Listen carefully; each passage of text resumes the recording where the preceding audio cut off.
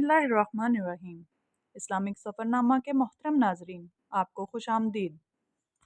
आज हम एक अहम और दिलचस्प मौजू पर बात करेंगे जिसका ताल्लुक़ मक्का मुकरमा की तारीख से है।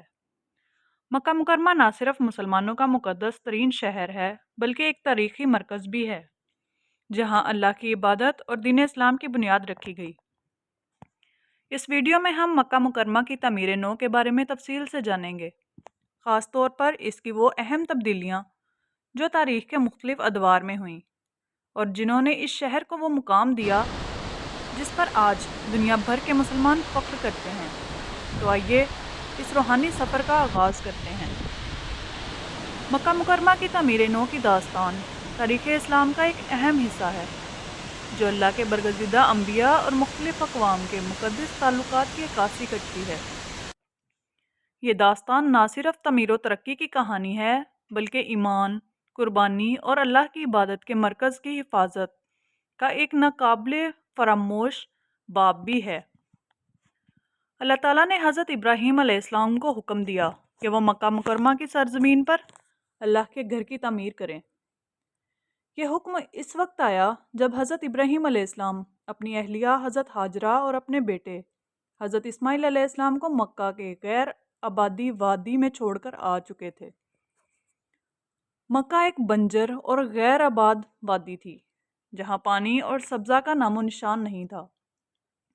हज़रत इब्राहीम अलैहिस्सलाम ने अल्लाह के हुक्म से इस वादी का इंतखाब किया ताकि यहाँ अल्लाह का एक ऐसा घर तमीर किया जा सके जो तमाम इंसानों के लिए इबादत का मरकज़ बने।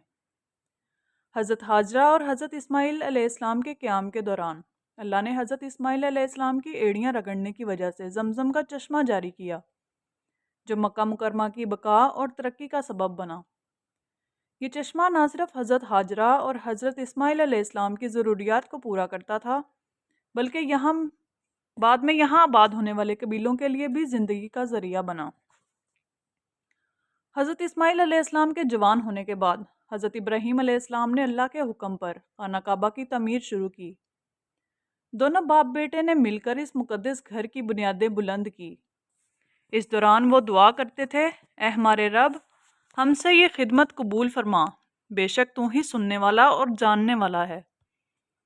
हज़रत इब्राहीम अलैहिस्सलाम ने खाना काबा की तमीर के दौरान एक पत्थर पर खड़े होकर काम किया जिसे मुकामे इब्राहीम कहा जाता है।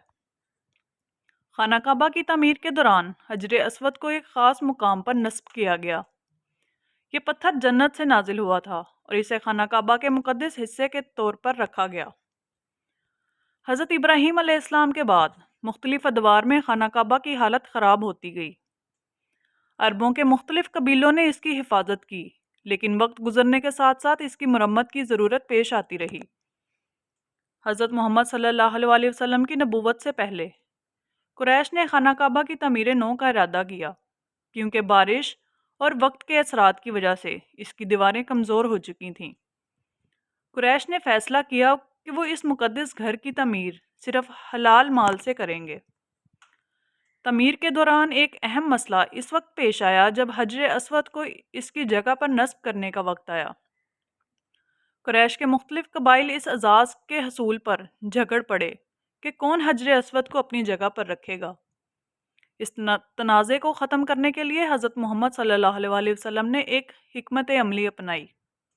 आपने एक चादर मंगवाई, हजर अस्वद को इस चादर पर रखा और हर कबीले के सरदार से कहा कि वह चादर का एक कोना पकड़कर इसे उठाएं। फिर आप सल्लल्लाहु अलैहि वसल्लम ने अपने हाथों से हजर अस्वद को इसकी जगह पर रख दिया। इस तरह यह मसला हल हो गया और कुरैश की तामीर मुकम्मल हुई। जब हज़रत मोहम्मद सल्लल्लाहु अलैहि वसल्लम ने मक्का फ़तह किया तो खाना काबा को बुतों से पाक किया गया। आपने खाना काबा के अंदरूनी हिस्से को साफ़ किया और अल्लाह की तौहीद का ऐलान किया। इस वक्त खाना काबा की हालत अच्छी थी, लेकिन बाद के अदवार में मुख्तलिफ मौके पर इसकी तमीर नौ की गई। खिलाफत राशिदा के दौर में खाना काबा को बरकरार रखने के लिए ज़रूरी इक़दाम किए गए, लेकिन इसमें बड़ी तब्दीलियाँ नहीं की गई। अमवी खलीफा अब्दुल मुल्क बिन मरवान के दौर में खाना काबा की एक बार मुरम्मत की गई। इस दौरान खाना काबा की दीवारों को मजबूत किया गया और इसकी खूबसूरती में इजाफा किया गया। عباسی خلفاء کے دور میں بھی خانہ کعبہ کی دیکھ بھال اور مرمت کا سلسلہ جاری رہا۔ اس دور میں تعمیرات میں فن تعمیر کے نئے انداز متعارف کرائے گئے۔ عثمانی خلفاء نے خانہ کعبہ کی تعمیر و مرمت کے لیے بڑے پیمانے پر کام کیا۔ عثمانی دور میں حرم شریف کے ارد گرد چھتیں اور ستون بنائے گئے تاکہ زائرین کو زیادہ سہولت فراہم کی جا سکے۔ عثمانی فن تعمیر کے حسین نمونے اس دور میں دیکھنے کو ملتے ہیں۔ سعودی عرب کی حکومت نے خانہ کعبہ اور حرم شریف کی تعمیر و ترقی کے لیے بے مثال کام کیا۔ جدید ٹیکنالوجی اور انجینئرنگ کے استعمال سے حرم شریف کو زائرین کے لیے مزید وسیع اور آرام دہ بنایا گیا۔ سعودی حکومت نے حرم شریف کو بڑی توسیع کی، جس کے نتیجے میں لاکھوں زائرین ایک وقت میں عبادت کر سکتے ہیں۔ زمزم کے پانی کے نظام کو جدید بنایا گیا اور حرم کے اطراف میں بلند و بالا ہوٹلز اور سہولتیں تعمیر کی گئیں۔ حجر اسود، مقام ابراہیم اور مطاف یعنی طواف کا مقام، اس کو محفوظ کرنے کے لیے خصوصی اقدامات کیے گئے۔ زائرین کی تعداد میں اضافے کے پیش نظر نئی سہولتیں فراہم کی گئی۔ مکہ مکرمہ کی تعمیر نو کی داستان انسانی تاریخ میں ایمان، قربانی اور محبت کی ایک انمول مثال ہے۔ یہ داستان ہمیں یاد دلاتی ہے کہ اللہ کا گھر نہ صرف ایک عمارت ہے بلکہ ایمان والوں کے لیے اتحاد، اخلاص اور عبادت کا مرکز بھی ہے۔ اس داستان کے ہر پہلو میں اللہ کی قدرت اور بندوں کی محبت و قربانی کی جھلک نظر آتی ہے۔ مکہ مکرمہ اور خانہ کعبہ قیامت تک مسلمانوں کے دلوں میں ایک خاص مقام رکھتے رہیں گے، اور ان کی تعمیر و ترقی کی یہ کہانی آج ایمان والوں کے لیے باعث فخر رہے گی۔ اس ویڈیو میں ہم نے مکہ مکرمہ کی تعمیر نو کی مختلف اہم پہلوؤں پر روشنی ڈالی اور یہ سمجھا کہ کس طرح مختلف تاریخی ادوار میں اس شہر کی شکل بدلی۔ مکہ مکرمہ کی تعمیر نو نہ صرف اس کے جسمانی ڈھانچے کی تبدیلی کا مرکز ہے بلکہ اس کی روحانیت اور اسلامی تاریخ کا بھی آئینہ دار ہے۔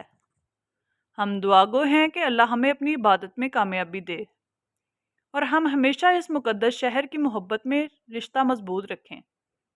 اگر آپ کو یہ ویڈیو پسند آئی ہو تو ہمارے چینل اسلامک سفر نامہ کو سبسکرائب کریں اور اس ویڈیو کو دوسروں کے ساتھ شیئر کریں۔ اللہ ہمیں اپنی ہدایت دے، آمین۔